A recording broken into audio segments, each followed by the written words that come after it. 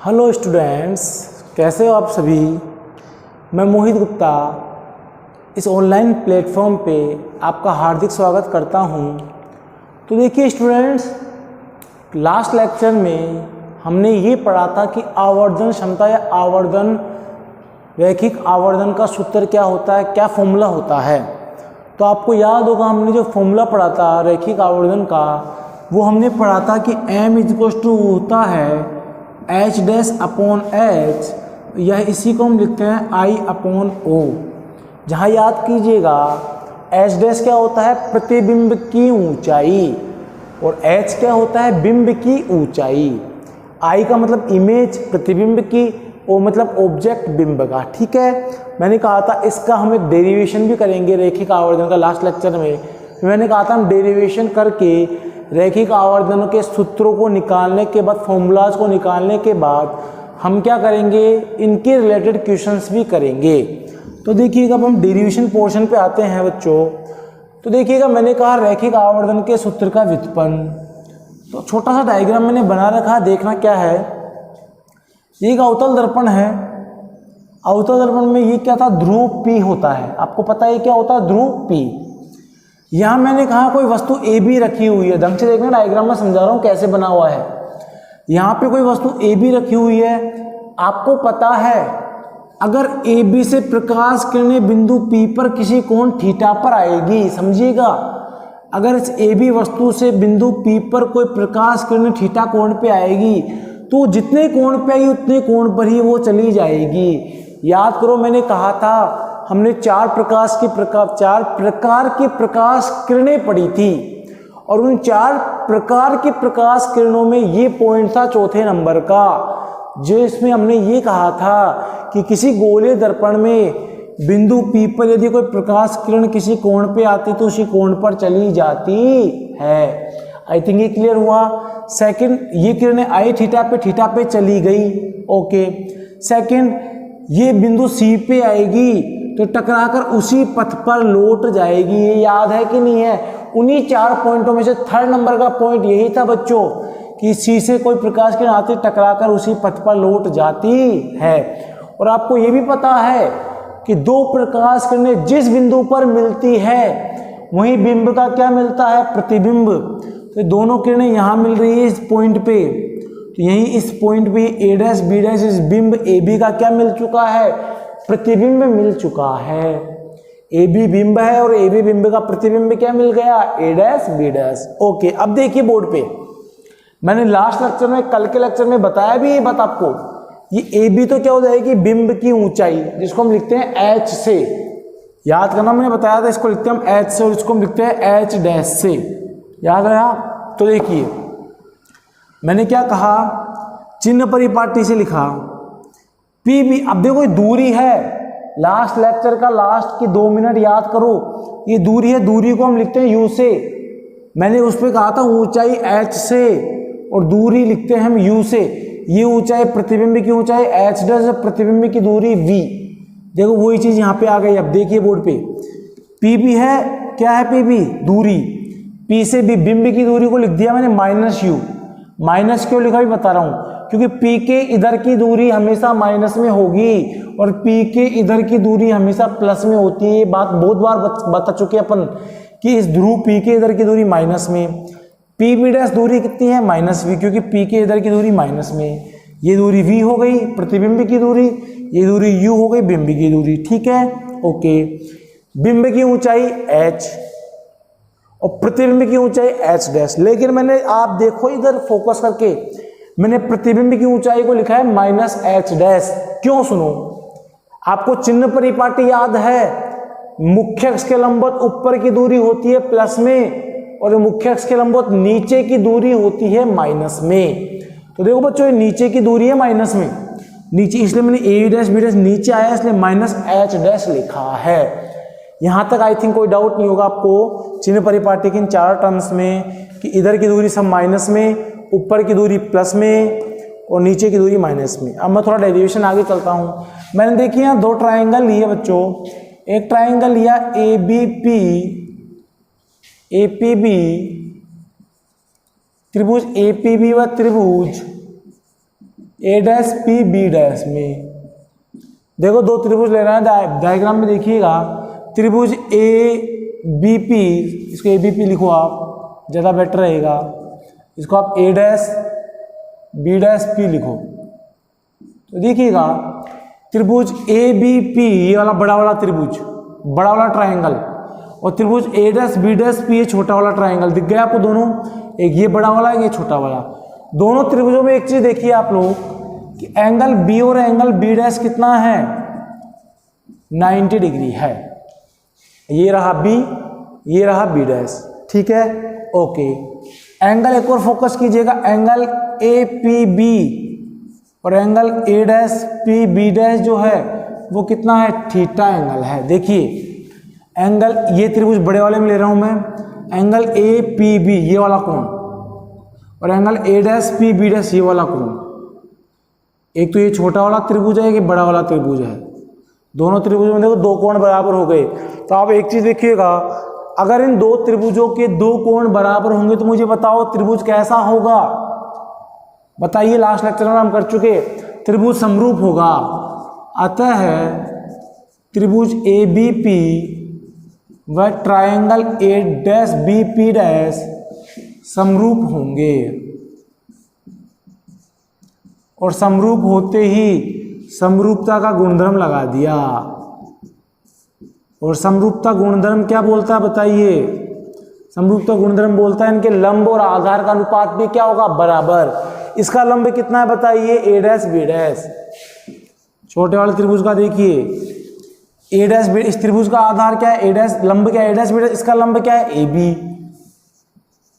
ये कर चुका आप लोग, सबको पता है ये चीज। इसका आधार क्या है, पी बी डैश। बड़े वाले त्रिभुज का आधार क्या है, पी बी। आप डायग्राम में देख सकते हो, लंब लंब आधार पी बी डैश, आधार पी बी डैश, बड़े त्रिभुज का, ठीक है। यहां तक कोई डाउट नहीं है। अब आपने ये वैल्यूज यहां से पुट कर दी, तो देखिएगा स्टूडेंट्स, चिन्ह परिपाटी से मैंने वैल्यूज लिख दी सारी। जैसे मैंने वैल्यू लिखी, देखिए ए डैश बी डैश कितना है, यहाँ पे कितना है, minus H dash, upon A B कितना है, एच, पी बी डैश कितना है, माइनस वी, और ये कितना है, माइनस का यू। यहां तक कोई डाउट नहीं आपको। देखिए स्टूडेंट्स, ये माइनस माइनस प्लस हो चुका है, तो इस टर्म को आप ये भी लिख सकते हो ऐसे, देखिए minus H dash upon H is equal two plus का वी अपॉन यू। यहां तक कोई दिक्कत है क्या कि यहाँ minus H dash upon H जो होगा वो होगा माइनस वी, वो प्लस वी अपॉन यू के। थोड़ा मैं आगे चल लूँ तो देखिए, थोड़ा सा आगे मैं करता हूँ इसी डेरिवेशन को, तो देखिए ना स्टूडेंट्स, अब मैं इस माइनस को तो लेके जा रहा हूँ, तो क्या हम ये लिख सकते हैं, क्या ये लिख सकते हैं कि एच डैश अपॉन एच जो होगा वो इज इक्वल टू होगा माइनस वी अपॉन यू के। भाई माइनस से दोनों तरफ मल्टीप्लाई कर दिया, तो ये माइनस वाला प्लस हो गया, ये प्लस वाला माइनस हो गया। क्यों किया, क्योंकि मुझे H dash upon H plus में चाहिए। क्यों चाहिए वो भी सुन लो। आप क्या निकालना चाहते थे, रेखिक आवर्धन का सूत्र, फॉर्मूला। और रैखिक आवर्धन का फॉर्मूला निकालने से पहले आपको पहले ये पता होना चाहिए कि रैखिक आवर्धन था क्या। तो देखिए रैखिक आवर्धन क्या था, रैखिक आवर्धन था m is equal to H dash upon H. याद है या नहीं है, m is equal to H dash upon H, याद है या नहीं है, बिल्कुल याद है। तो आप एक चीज देखिएगा, इसको, इस टर्म को मैं नीचे लेके आ रहा हूं, यहाँ देखिए, तो m इज इक्वल टू आपने कहा एच डैश अपॉन एच है। मैं सपोज करो अगर इक्वेशन 1 डाल देता हूं तो समीकरण 1 से देखो, एच डैश अपॉन एच को मैं क्या लिख सकता हूं, माइनस वी अपॉन यू। बच्चों बताओ एच डैश अपॉन एच को मैं क्या लिख सकता हूं, यहाँ पे माइनस वी अपॉन यू भी लिख सकता हूं। इसका मतलब रैखिक आवर्धन का जो फॉर्मूला होता है वो होता है m is equal to H dash upon H is equal to minus V upon U के इक्वल। सुनिए, अगर क्वेश्चन बोलता है प्रतिबिंब और बिंब की ऊंचाई दे रखा है क्वेश्चन में, तो आप लगाओगे एच डैश अपॉन एच। अगर क्वेश्चन में प्रतिबिंब बिंब की दूरियां देता है तो आप लगाओगे v अपॉन यू। गोलीय दर्पण में, नोट लेंस, ये दर्पण के लिए हम दर्पण पढ़ रहे हैं, अभी दर्पण चल रहा है अभी अपना, तो गोलीय दर्पण में जो आवर्धन क्षमता, रैखिक आवर्धन का फॉर्मूला होता है स्टूडेंट्स, वो होता है m = h' = -v/u के इक्वल। आई थिंक आपको यहां तक कोई डाउट नहीं होगा, ठीक है। यहां तक चले थोड़ा सा आगे, ये फॉर्मूला याद रखना है। अब सुनो, मैंने लास्ट लेक्चर में आपको एक चीज कहा था कि भैया m, अच्छा पहले इसको वापस सुन लो। रैखिक आवर्धन का फॉर्मूला डिराइव करना था, वही ध्रुव P था, AB बिंब था, A', B' प्रतिबिंब था। किरणें किसी कोण पे आई, जिस कोण पे आएगी उसी कोण पे चली गई। C से आई, टकराकर वापस चली गई। AB बिंब है, A', B' प्रतिबिंब है। चिन्ह परिपाटी से आपने लिख लिया, इधर की दूरियां सारी माइनस में, ऊपर की दूरी प्लस में और नीचे की दूरी माइनस में। कुछ नहीं किया, दो त्रिभुज लिए जो अपने लास्ट डेरिवेशंस में भी किया है। दोनों त्रिभुजों के दो कोण बराबर किए, दो कोण बराबर होंगे तो त्रिभुज कैसे होंगे? समरूप। समरूपता से ये किया, चिन्ह परिपाटी से वैल्यूज रखी और आपका पास वो आ गया। अब सुनो, मैं थोड़ा सा इधर वाला पोर्शन मिटा रहा हूं और इस चीज का फोकस कीजिएगा। ये मिटा रहा हूं, देखना एक बार। अच्छा, स्क्रीनशॉट लेना चाहे ले सकता है कोई भी, है ना। स्क्रीनशॉट जो लेना चाहे वो ले सकता है अच्छे से। अब सुनिए, अब मैं देखो उस पॉइंट को वापस लेके आ रहा हूं। तो मेरा m का जो फॉर्मूला आया वो आया h' = आया -v/u के, ठीक है। गोलीय दर्पण के लिए ये फॉर्मूला आ गया। मैंने आपको एक चीज बोला था कल के लेक्चर में, m नेगेटिव होगा तो प्रतिबिंब, मैंने कैसे बोला था? वास्तविक व उल्टा। और मैंने कहा था भैया इसको रटना नहीं है, मैं इसको समझाऊंगा अगली डेरिवेशन जब आएगी, जब मैं इसको समझाऊंगा। मैंने आपसे ये बोला था, वो समझाने का टाइम आ गया। सुनो, आप पहले इस चीज को ध्यान रखो। m नेगेटिव मतलब प्रतिबिंब कैसा होगा? आपको एक बात पता है, वास्तविक प्रतिबिंब हमेशा उल्टा होता है और आभासी प्रतिबिंब हमेशा सीधा होता है। वास्तविक प्रतिबिंब हमेशा कैसा होता है बच्चों? उल्टा। और आभासी प्रतिबिंब हमेशा कैसा होता है? सीधा होता है। इस चीज को आप इधर फोकस कीजिए। मतलब m नेगेटिव आ गया तो प्रतिबिंब उल्टा मिलेगा, मतलब वास्तविक मिलेगा। अब देखो कैसे आ रहा है, इस डायग्राम को देखो। यहां h प्लस में आएगा या माइनस में आएगा? ये वाला। ऑब्वियसली आप बोलोगे सर यहाँ पे h पॉजिटिव है क्योंकि इसके ऊपर का है, इसके ऊपर की दूरी प्लस में। मुझे बताओ h' यहाँ प्लस में है या माइनस में? इसके नीचे की दूरी आप बोलोगे सर माइनस में है, ठीक है। तो अब आप खुद सोचिए, मैं m में लिखूंगा, h' की वैल्यू नेगेटिव मान लो 5 आ गई और h की वैल्यू पॉजिटिव मान लो, ये भी पॉजिटिव की 5 आ गई।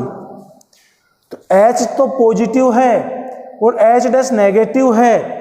तो मुझे बताओ ये वैल्यू नेगेटिव में आएगी कि पॉजिटिव में आएगी?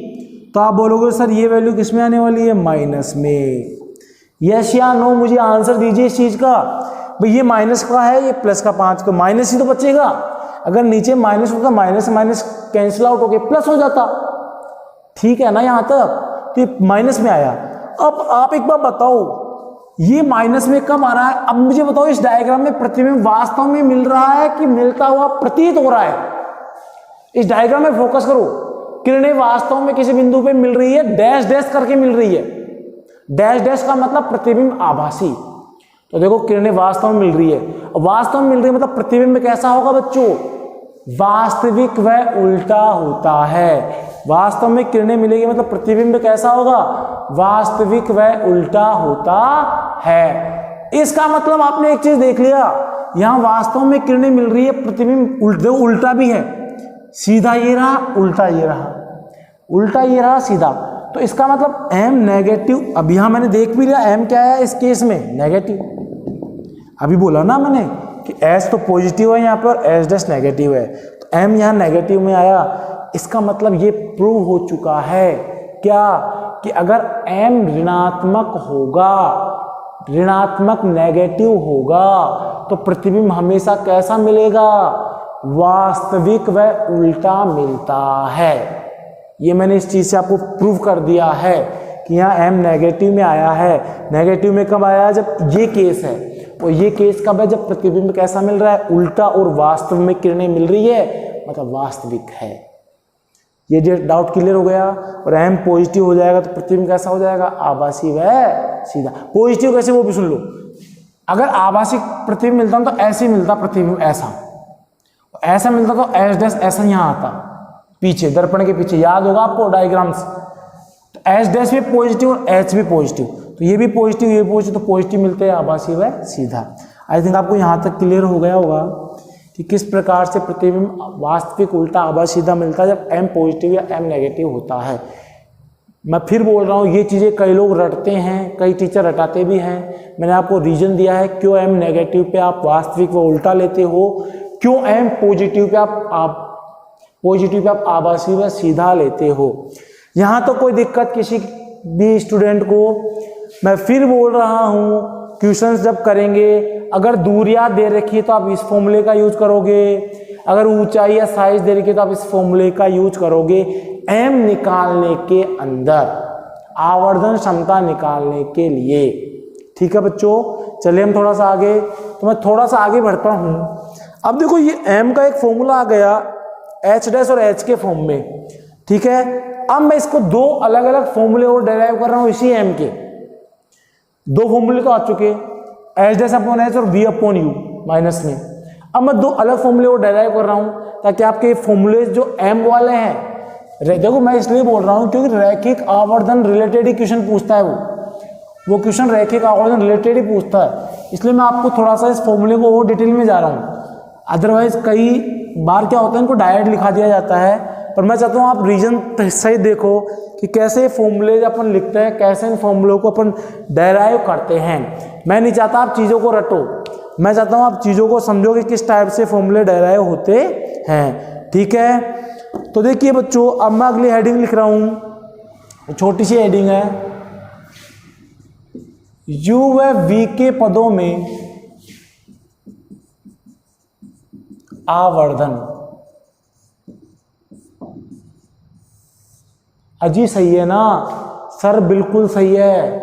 अब मैं u और v के पदों में अलग अलग टाइप से आवर्धन निकालूंगा, कैसे? एक पता चलते ही दूसरा आपको ऑटोमेटिक मिलेगा, ये मेरी गारंटी है। एक डेरिवेशन मिलते ही दूसरा आपको ऑटोमेटिक मिल जाएगा। कैसे? सुन लो, पहला सुन लो। पहले मैं निकाल रहा हूं u के पदों में आवर्धन, u के पदों में आवर्धन। अब सुनिए आराम से, सर मुझे u के पदों में आवर्धन चाहिए, कोई बात नहीं, हम निकाल लेंगे। हम दर्पण पढ़ रहे हैं या लेंस पढ़ रहे हैं? हम दर्पण पढ़ रहे हैं, तो मैंने दर्पण समीकरण पढ़ रखा है, तो मैंने पहले लिखा दर्पण समीकरण से। दर्पण समीकरण क्या था बताइए? आप बोलोगे सर ये था 1/f = 1/v + 1/u। अगर यही मुझे लेंस फॉर्मूला लिखना होता, लेंस सूत्र लिखना होता, तो मैं क्या करता? आप बोलोगे सर यहाँ बीच में प्लस की जगह क्या कर देते आप? माइनस कर देते। कोई बात नहीं, ये हो गया, इसको मैंने डाल दिया समीकरण नंबर 1। अगर मुझे u के पदों में चाहिए तो मैं इसको u से गुणा करूंगा, अगर मुझे v के पदों में चाहिए तो मैं v से गुणा करूंगा। देखिए मैं क्या कर रहा हूं, फिर v के पदों में निकालना आप। समीकरण 1 को u से गुणा करने पर आपने क्या किया स्टूडेंट्स? समीकरण 1 को किससे गुणा कर दिया? u से गुणा कर दिया। जैसे बच्चों आप समीकरण 1 को u से गुणा करोगे तो क्या होगा? सुनो, ऊपर u से गुणा कर दो, u/f, u/v, u/u। देखिए सभी जगह ऊपर मैंने u से गुणा कर दिया है, लेफ्ट बाएं पक्ष में और दाएं पक्ष में, लेफ्ट हैंड साइड और राइट हैंड साइड, दोनों साइड मैंने u से गुणा कर दिया। क्या होता? सुनो फिर आगे, ये ऐसे कैसे u/v आया, और u/u कितना हो जाएगा बच्चों? 1 हो जाएगा। यहाँ तक कोई डाउट है क्या किसी को भी? आई थिंक किसी को कोई प्रॉब्लम नहीं होगी यहाँ तक। हम थोड़ा आगे चलते हैं, तो देखिए आगे चलने के बाद क्या होता है। अच्छा, मुझे निकालना क्या है? आप टारगेट ध्यान रखो, आपका क्या टारगेट है? आपका टारगेट है 12th में 90% से ऊपर बनाना, तो उस टारगेट को ध्यान रखो आप। मुझे निकालना क्या है? आवर्धन। और आवर्धन का भी मैंने फॉर्मूला मिटाया भी नहीं है। फॉर्मूला क्या होता है? h' या -v/u। मैंने इसलिए नहीं मिटाया कि आपके काम आएगा ये। तो मुझे एक बार बताइए आप भैया, क्या यहाँ कहीं h' आ रहा है क्या उस फॉर्मूले के अकॉर्डिंग? नहीं आ रहा, छोड़ो। क्या यहाँ v/u आ रहा है क्या? कि सर v अपॉन यू तो नहीं है, लेकिन u अपॉन v दिख रहा है तो हम इसको v अपॉन यू भी बना देंगे, अपने हाथ में है। कैसे, देखो, ताकि v अपॉन यू आते आपको m मिल जाएगा और आपका टारगेट क्या है, m निकालना ही है। टारगेट मत बोलो, m निकालना है। ठीक है, अब देखो क्या किया मैंने, ये किस में है, माइनस में, तो मुझे इसको माइनस में करना है तो मैं इसको इधर ले जाता हूं माइनस में करने के लिए। देखिए मैंने क्या कर दिया, minus U upon V equals to, देखिए बच्चों, आई थिंक यहां तक कोई डाउट नहीं होगा। इसको मैं इधर लेके जाया गया माइनस में, इसको इधर से इधर लेके आया माइनस में, देखिए सही है सब कुछ, ओके। अब मैंने क्या किया सर, एलसीएम ले लिया, हमारे हाथ में तो एलसीएम लेना ही है, एलसीएम लिया, एफ एलसीएम लिया तो यहाँ एफ माइनस यू आया। यहाँ तक कोई डाउट है किसी को, नहीं है, कोई दिक्कत नहीं। लेकिन अभी भी आप टारगेट पूरा नहीं हो रहा आपका, टारगेट क्या था, minus V upon U, minus तो आ गया लेकिन यू अपॉन वी आया तो मैंने इसको उल्टा कर दिया, तो ये भी क्या हो जाएगा, उल्टा हो जाएगा। देखो देखिए, अरे मेरा टारगेट ये था, ये टारगेट कब होगा, जब ये ऊपर ये नीचे जाएगा, तो कर दिया ना, तो ये भी ऊपर नीचे चले गया, कोई दिक्कत नहीं है। यही क्या होता है, रैखिक आवर्धन। कितना सिंपली टारगेट आपका पूरा हो चुका है। और कई बच्चे क्या है, इस फॉर्मूले को रटते हैं, एक्चुअल में होता ये, इस फॉर्मूले पे क्वेश्चन आया हुआ है वह बोर्ड में डायरेक्ट, आप डायरेक्ट भी इस सूत्र का यूज कर सकते हो क्वेश्चंस में, m equals to F upon F minus U. कब यूज करना है इस फॉर्मूले का वो सुनो, जब क्वेश्चन में f दिया हो, u दिया हो और क्या पूछ रहा हो, m, या क्वेश्चन में m और f दिया हो, u पूछ रहा हो, या क्या दिया हो, m और u दिया हो, f पूछ रहा हो। भाई क्वेश्चन में फॉर्मूले में 3 टर्म्स है, m f u, तीनों में से कुछ 2 दे रखा हो, एक पूछ रहा हो, तो आप इस फॉर्मूले का यूज कर सकते हो। ये था u के पदों में आवर्धन। आई थिंक बिल्कुल भी प्रॉब्लम नहीं आई होगी, कुछ नहीं, आपने दर्पण समीकरण लगाया, u से मल्टीप्लाई कर दिया और इस टर्म में आप इसको लेकर आ गए हो, क्योंकि आपको पता है m का फॉर्मूला क्या था, माइनस वी अपॉन यू था, उस टर्म में आप इसको चेंज कर चुके हो। सही है, यहां तक किसी को कोई डाउट नहीं है। चाहो तो कोई भी स्क्रीनशॉट भी ले सकता है इसका, कि ये F upon F minus U M का एक फॉर्मूला हो गया, तीसरा फॉर्मूला हो गया, तीसरा सूत्र। मैं वी पे भी चलो अभी आगे, ओके। अभी मैं देखो जस्ट इसको सेकंड को यू को क्या कर रहा हूं, वी, और ये आ गया सेकंड, वी को क्या कर रहा हूं, यू। मैंने पहले कहा था यहाँ u की जगह बस किससे मल्टीप्लाई करना है, v से, तो यहाँ तक सब सेम था, दर्पण समीकरण लगाना था, बस मुझे चेंज क्या करना है, v की जगह u की जगह v करना है। देखो बच्चों, ये v कर दिया, तो मैं अब इस समीकरण में v से मल्टीप्लाई कर रहा हूँ। देखिए फटाफट एक बार, कुछ नहीं है, बस वो समझ में आ गया तो ये तो 2 मिनट का खेल है, कोई दिक्कत नहीं। ऊपर v से मल्टीप्लाई हो गया, जैसे अभी u से किया था, आप लेक्चर को पीछे करके देख सकते हो, वीडियो को यू से किया था, वही काम कर रहे हैं हम। v upon F, v upon v1 plus v upon you, ठीक है, कोई दिक्कत है। टारगेट क्या था, टारगेट मत बोलो, माइनस v अपॉन यू था, प्लस v अपॉन यू आ गया, इसको इधर लेके आऊंगा तो माइनस में हो जाएगा। अरे इसको इधर लेके आऊंगा तो माइनस में हो जाएगा ना, और वो माइनस में ही चाहिए मुझे, तो minus V upon U is equals to, देखिए 1 माइनस वी अपॉन एफ। देखिए यहाँ पे इसको इधर लेके आया माइनस में, इसको इधर लेके आया माइनस में, सही है, कुछ नहीं, प्लस माइनस चीजें हैं। एलसीएम ले लीजिए, F upon F minus V, कोई दिक्कत नहीं है।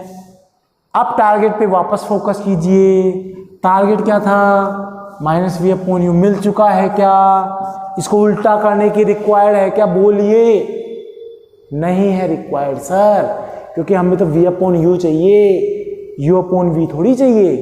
तो आपने आपका जो डाउट था वो सारा क्लियर होने के बाद आपने आपका फॉर्मूला लिख दिया, सूत्र लिख दिया कि एफ v के रूप में क्या होता है, m f minus V upon F होता है। अब क्वेश्चन में अगर m f और v, उसमें u आया था, इसमें v आया है, इन तीनों में से कोई 2 दे तो आप आराम से किसी एक की वैल्यू बिना किसी डाउट के निकाल सकते हो। यहाँ तक किसी को कोई डाउट नहीं होगा आई थिंक। वहाँ u से गुणा किया, यहाँ v से गुणा किया और v के पदों में हमने क्या निकाल लिया, आवर्धन। तो आवर्धन के 4 फॉर्मूले हो चुके हैं आपके पास। आपके पास आवर्धन के कितने फॉर्मूले हो चुके हैं? 4।